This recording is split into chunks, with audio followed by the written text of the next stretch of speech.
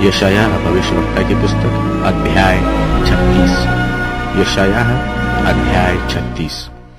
हिजकिय्याह राजा के 14वें वर्ष में अश्शूर के राजा सन्हेरीब ने यहूदा के सब गढ़वाले नगरों पर चढ़ाई करके उनको ले लिया, और अश्शूर के राजा ने रबशाके को बड़ी सेना देकर लाकिश में यरूशलेम के पास हिजकिय्याह राजा के विरुद्ध भेज दिया, और वह उत्तरी पोखरे की नाली के पास धोबियों के खेत की सड़क पर जाकर खड़ा हुआ।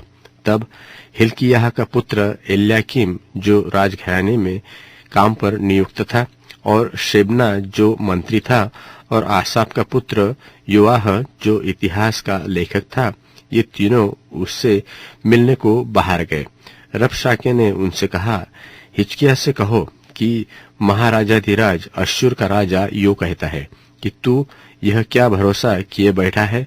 मेरा कहना यह है कि युद्ध के लिए पराक्रम और युक्ति केवल बात ही बात है। अब तू किस पर भरोसा रखता है कि तूने मुझसे बलवा किया है? सुन, तू तो उस कुचले हुए नरकट अर्थात मिस्र पर भरोसा रखता है।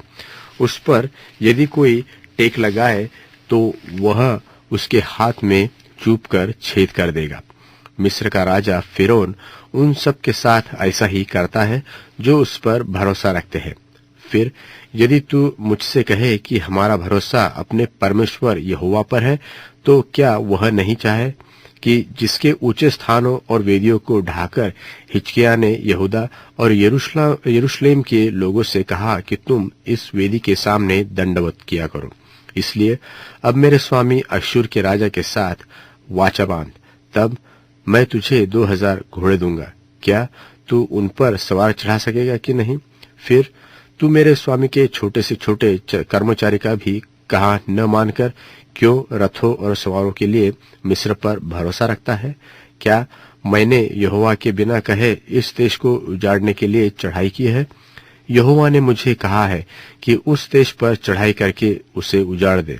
तब एल्याकीम और शेबना और योआह ने रबशाके से कहा, अपने दासों से अरामी भाषा में बातें कर, क्योंकि हम उसे समझते हैं।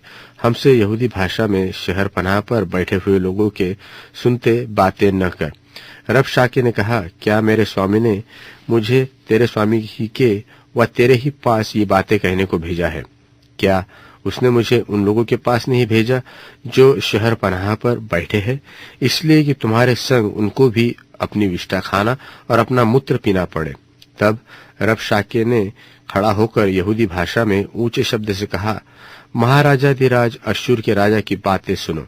राजा यो कहता है कि हिजकिय्याह तुमको धोखा न दे, क्योंकि वह तुम्हें बचा न सकेगा, और ऐसा न हो कि हिजकिय्याह तुमसे यह कहकर भी भुलवा दे कि यहोवा निश्चय हमको बचाएगा, और यह नगर अश्शूर के राजा के वश में न पड़ेगा। हिजकिय्याह की बात मत सुनो। अश्शूर का राजा कहता है कि भेंट भेजकर मुझे प्रसन्न करो और मेरे पास निकल आओ, तब तुम अपनी अपनी दाखलता और अंजीर के वृक्ष के फल खा पाओगे और अपने अपने कुंड का पानी पिया करोगे। फिर मैं आकर तुमको ऐसे देश में ले जाऊंगा जो तुम्हारे देश के समान अनाज और नए दाख मधु का देश, रोटी और दाख बारियों का देश है। ऐसा न हो कि हिजकिय्याह यह कहकर तुमको बहकाए कि यहोवा हमको बचाएगा।